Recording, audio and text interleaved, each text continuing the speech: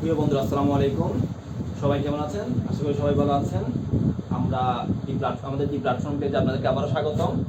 আজকে আমরা নিয়ে এসেছি নিউমেরিক্যাল মেথডে কিছু ম্যাথ নিয়ে, এবং আমরা এখানে কিছু থিওরাম করব। তো এই থিওরামগুলো আসলে সবগুলো প্রমাণ দেখবো না, এই থিওরামগুলোর সাথে কীভাবে ম্যাথগুলো করতে হয় আমরা সেই জিনিসগুলোই দেখব। তো আমরা এখন দেখব জ্যাকোবি মেথড। এই মেথডটা হচ্ছে লিনিয়ার ইকুয়েশন যেগুলো আছে সেই লিনিয়ার ইকুয়েশনগুলো সলভ করার জন্য। এখন লিনিয়ার ইকুয়েশনের জন্য ধরলাম আমরা এমন একটা সমীকরণ নিলাম যেখানে এক্স ওয়াই এবং জেড রয়েছে। এক্স ওয়াই জেড, এই এক্স ওয়াই জেড যুক্ত তিনটা সমীকরণ। এই তিনটা সমীকরণকে আমরা জ্যাকোবি মেথডের মাধ্যমে সলভ করব।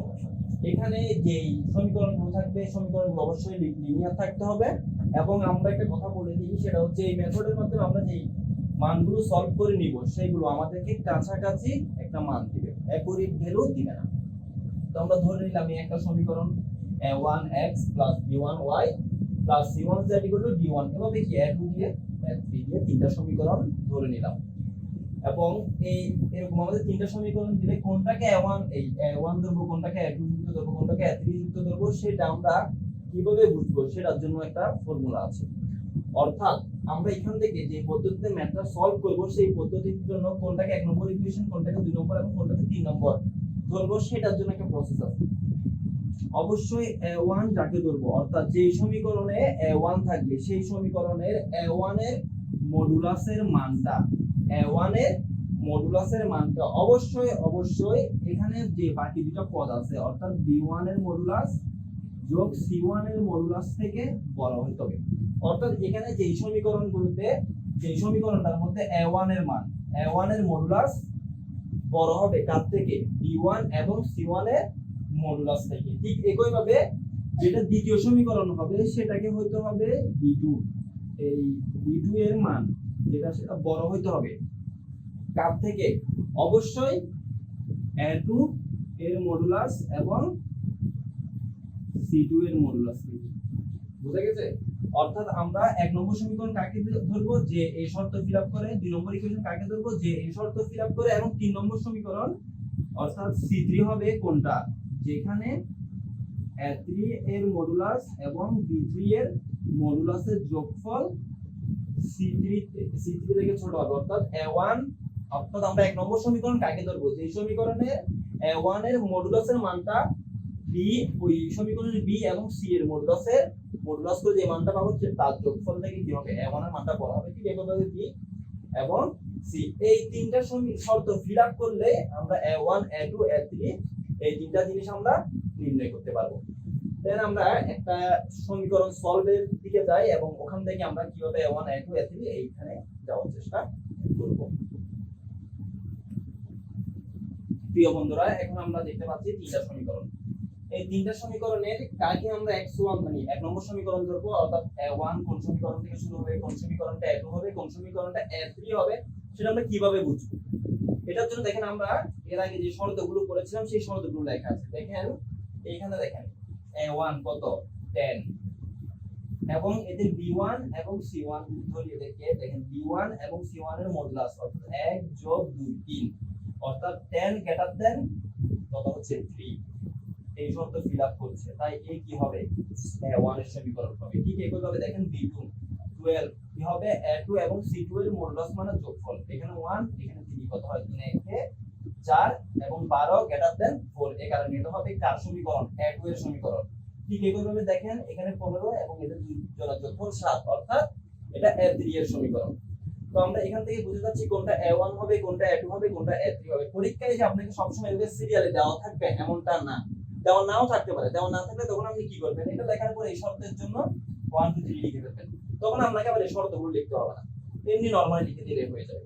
তাহলে আমরা এখান থেকে যখন লিখবো যে x প্রথম সমীকরণ যেটা a1, সেখান থেকে আমরা লিখবো x কি বলতেছি বোঝার চেষ্টা করবেন। যে আমি এগুলো একটু মুছে ফেলি।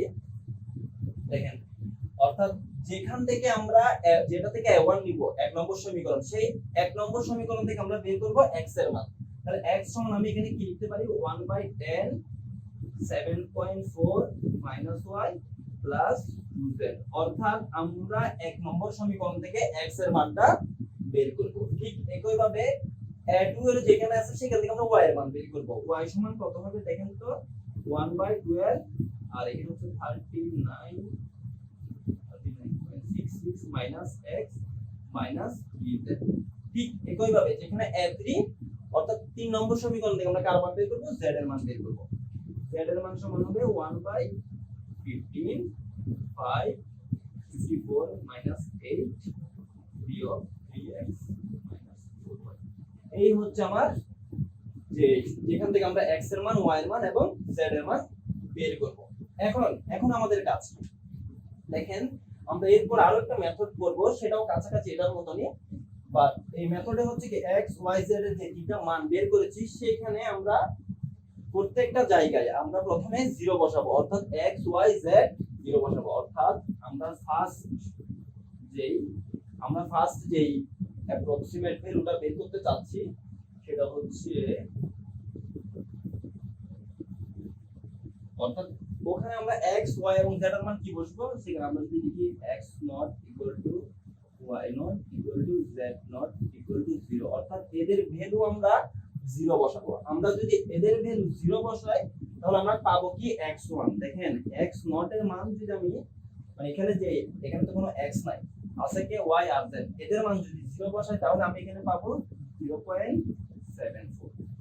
ঠিক একই ভাবে y এর মান যখন বের করব সেটা হচ্ছে y1। আমি চাইলে এখানে x y ও লিখতে পারি, বাট আমাকে বারবার x y লিখতে গেলে অনেক সময় প্রবলেম হয়ে যেতে পারে, তাই আমি x1 y1 ইত্যাদি লিখতেছি। এটা তো আসলে ক্যালকুলেশন আমার করা আছে। আমি যখন এখানে 0 বসাবো তখন মান আসবে y1 এর মান আসবে 1.13833। ঠিক একই ভাবে z3 এর মান যদি বের করি, z3 অর্থাৎ z3 এর জন্য x এবং y এর মান 0 বসাই তখন আমাদের আসবে 3.653333। অর্থাৎ আমরা প্রথমবারে এই ভ্যালুগুলা পাবো। এই যে ভ্যালুগুলা পেয়েছি সেই ভ্যালুগুলো কার জন্য পেয়েছি, x নট y নট এবং z নট 0 বসিয়ে। এখন আমাদের কাজ কি, এখন আমাদের কাজ হচ্ছে এইগুলো বারবার এই সমীকরণে বসাতে থাকবে, বসাতে বসাতে বসাতে একটা সময় গিয়ে আমরা কাছাকাছি একটা ভ্যালু পাবো, অর্থাৎ মানের তেমন কোনো পরিবর্তন আমরা দেখব না, তখন আমরা ওই ভ্যালুটাকে আনসার হিসাবে কাউন্ট করে নিব। আমি আবারও বলছি, এখানে আমাকে সরাসরি কারেক্ট মান দিবে না, আমাদের কি করতে হবে এর জন্য, মানে আমাদের কি দিবে, অর্থাৎ কাছাকাছি মানটা দিবে, কারেক্ট মানটা দিবে না। অর্থাৎ আমার ভ্যালু যদি 2 হয় একটা সময় যেতে যেতে 1.9999 এভাবে যাইতে থাকবে, ঠিক আছে।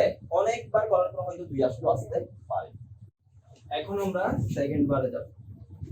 সেকেন্ড বারে আমাদের এর জন্য যে মানটা বের করব সেটা হচ্ছে, সরি এখানে y3 ও z1 হবে, অর্থাৎ এখানে হবে x2 y2 এবং z2।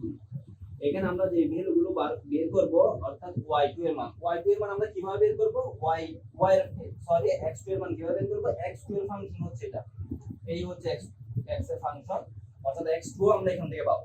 কিভাবে পাবো, এখানে y আছে z আছে, y এর মান কত, z এর মান কত, এটা আমরা কিভাবে বসাবো, এটা আমরা বসাবো হচ্ছে এই এখানে যে y এবং এখানে যে z আছে সেই y এবং z এর জায়গায় x2 এর জন্য y1 এবং z1 এর মানটা ক্যালকুলেটরে আমরা বসাবো। আমরা এখানে মান বসানোর দরকার নাই, আমরা ক্যালকুলেটরে করলেই আমাদের এই যে x2 এর মান পেয়ে যাব। x2 এর মান হচ্ছে যে কত, x2 এর মান হচ্ছে 1.390833। ঠিক একই ভাবে y2 এর মান যখন বের করতে যাব, অর্থাৎ এখানে এই সমীকরণ থেকে আমরা y2 পাবো। এখন y2 এখান থেকে কিভাবে পাবো, এখানে x আছে এবং z আছে, ঠিক এইখানে x1 দেখেন আছে এবং z1 আছে, এই মানগুলো আমরা ক্যালকুলেটরে পুট করলেই আমরা y2 এর মানটা পেয়ে যাব। y2 এর মান আসবে 2.327167।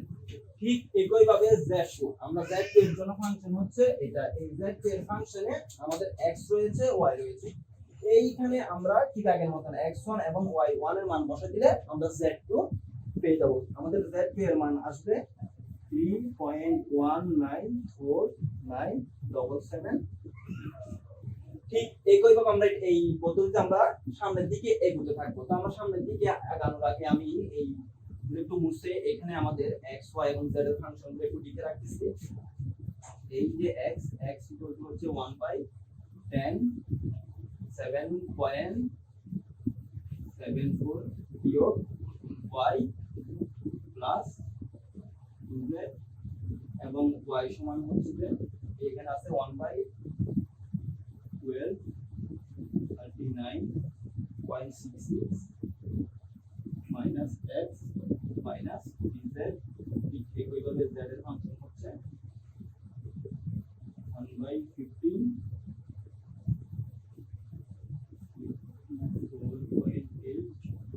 Minus dx minus 4y। এগুলো আমরা লিখে রাখলাম এবং আমরা আমাদের কাজের সুবিধার জন্য এই জিনিসগুলো মুছে ফেলি। যদি আমরা এখন আমাদের সেকেন্ড বার করা শেষ, আমরা এখন যাব থার্ড টার্ম। আমরা যখন এখন দেখেন থার্ড টার্মে যাব, এখন আমরা কি পাবো x3 y3 এবং z3। এখন দেখেন x3, আমরা x3 কিভাবে পাবো? ঠিক আগের কথাই, x এর ফাংশন এটা, এখান থেকে আমরা কি পাবো? x3 পাবো। x3 কিভাবে পাবো? এই এখানে y আছে z আছে, এই y2 এবং z2 এর মান এখানে আমরা ক্যালকুলেটরের মাধ্যমে পুট করলে আমরা x3 পেয়ে যাবো। এই x3 টা আসবে কত?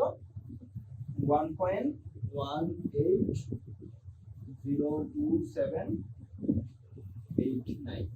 দেখেন এখান থেকে আস্তে আস্তে মানটা চেঞ্জ হয়ে আসছে, আরো একটু পর দেখবেন কিভাবে আরো দ্রুত চেঞ্জ হয়। এই y2 থেকে আমরা y3 কিভাবে বের করব?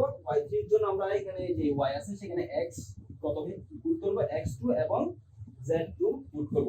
x2 এবং z2 পুট করলে আমরা y3 পেয়ে যাব, অর্থাৎ 2.390352 এই মানটা আমরা পেয়ে যাব। ঠিক একইভাবে এখানে আমরা অর্থাৎ z2 এবং y2 এর ভ্যালু পুট করলে আমরা ক্যালকুলেট করলে আমরা পেয়ে যাব z3 এর মান 2.75458889। ঠিক এখন আমরা এই ভ্যালুগুলো ইউজ করে 4 তে যাব। 4 বারে যখন যাব তখন আমরা পাবো x4 y4 z4। দেখি আপনারা একটু দেখেন তো x4 y4 এবং z4 এর ভ্যালুগুলো আপনারা বের করতে পারেন কিনা, একটু পজ করে বের করার চেষ্টা করেন। কিভাবে বের করবেন আমি আবার বলতেছি। এখানে x4 বের করার জন্য x3 সাহায্য নেবেন এবং x3 সাহায্যে এবং মূল সমীকরণের সাহায্যে এই সমীকরণে y3 এবং z3 এর ভ্যালু বসিয়ে দিলেই আমরা এই x অর্থাৎ x4 পেয়ে যাব। ঠিক y4 কিভাবে পাবো? y4 এর জন্য সমীকরণ হচ্ছে এটা, অর্থাৎ এখানে x3 এবং z3 এর ভ্যালু পুট করে দিলে যে এই y টা পাবো সেই y টাই হচ্ছে কি y4। ঠিক একইভাবে z4 পাবো কিভাবে? এখানে x3 এবং y3 এর ভ্যালুগুলো যদি আমরা পুট করে দিই তবেই আমরা z4 পেয়ে যাব। এখন আপনারা একটু পজ করে এই কাজটা করার চেষ্টা করেন। তো আমি আমার উত্তর লিখে দিচ্ছি। এখানে আমরা যখন বসাবো তখন পাবো 1.085825 এবং y4 পাবো 2.5179962 এবং 2.779851। এখন এইভাবে সামনের দিকে আপনারা এগুলো থাকবেন। এগুলো থাকলে কি হবে দেখেন, আমরা যখন আর একটু সামনে যাব 50 বার করব, দেখেন 50 বার যখন করব তখন x5 y5 এবং z5 পেতে থাকবো। আমি এগুলো এটা নিয়ে আর বলতেছি না, x5 টা আমি লিখে দিতেছি। x5 হচ্ছে 1.0781704 এবং 2.519547 এবং z5 হচ্ছে 2.76469। এটা 5 বার চলে আসলো। এখন আমরা 76 যাব। যখন ষষ্ঠবার করব আমরা x6 y6 এবং z6 পাবো। y6 এবং z6 এর জন্য ঠিক আগের মতন ভ্যালুগুলো ওখানে x5 y5 এবং z5 এর যে ভ্যালুগুলো আছে ওগুলোকে যখন আমরা কাজে লাগাবো 1.749835 এবং এখানে আসবে 2.523977 2.7658। ঠিক আছে, ঠিক একইভাবে আমরা 7 বার করব। 7 বারের বার যখন করব x7 y7 এবং z7 আমরা পেয়ে যাব। এইখানে আমরা ভ্যালুগুলো বসিয়ে দিচ্ছি 1.074766 2.523963 2.765275। দেখেন আপনারা একটা জিনিস লক্ষ্য করেন, প্রত্যেকবার অর্থাৎ প্রত্যেকবার ভ্যালুগুলো একটু চেঞ্জ হচ্ছে। দেখেন এখানে যখন গেছে এই বার থেকে দেখেন 1.0, দেখেন 1.0, 2.5, 2.5, 2.7, 2.7, দেখেন অর্থাৎ প্রথম দশমিকের যে প্রথম ঘর সেই প্রথম ঘরটা দেখেন সেম হয়ে গিয়েছে। এরপরে দেখেন 6 বার যখন গেছে 07, দেখেন 07, 51, এখানে 52, 576, দেখেন অনেকটা কাছাকাছি ভ্যালু চলে আসছে। এরপরে দেখেন 7 বারের সাথে 6 বারের 074, দেখেন 074, অর্থাৎ এই দেখেন 3 দশমিক পর্যন্ত দেখেন এখানে মিলে গেছে, এখানেও দেখেন। ঠিক এইভাবে আমাকে যত দশমিক পর্যন্ত মিলাতে বলবে ঠিক আমরা এভাবে যেতে থাকবো, যতক্ষণ না পর্যন্ত মিলবে ততক্ষণ আমরা এই প্রসেসটা করতে থাকবো। এখন এরপর আমরা কি লিখতে পারি, আমরা এখন বলতে পারি 6 এবং 7, এই দুইটা জিনিসের মধ্যে, দুইটা কাজের মধ্যে যখন আমরা এই তুলনা করব তখন আমরা x y z পেয়ে যাব। সেটা কত হবে? x যদি আমরা বলি 1.074, অর্থাৎ এটা 3 দশমিক পর্যন্ত, এবং y পাবো 2.523 এতটুকু পর্যন্ত, এবং z পাবো 2.765। 3 দশমিক পর্যন্ত আমাদের এই ভ্যালুটা ঠিক দিচ্ছে। তো আমরা যদি আরো দশমিক মিলাতে চাই আরো করে যেতে হবে। এভাবে করে আমরা এই মেথডে যে অঙ্কগুলো আসছে সেই অঙ্কগুলো করতে পারি। ঠিক আছে? তো এই মেথডে আরো কয়েকটা অঙ্ক তোমরা প্র্যাকটিস করে দেখবা। ধন্যবাদ আমাদের সাথে থাকার জন্য। আসসালামু আলাইকুম।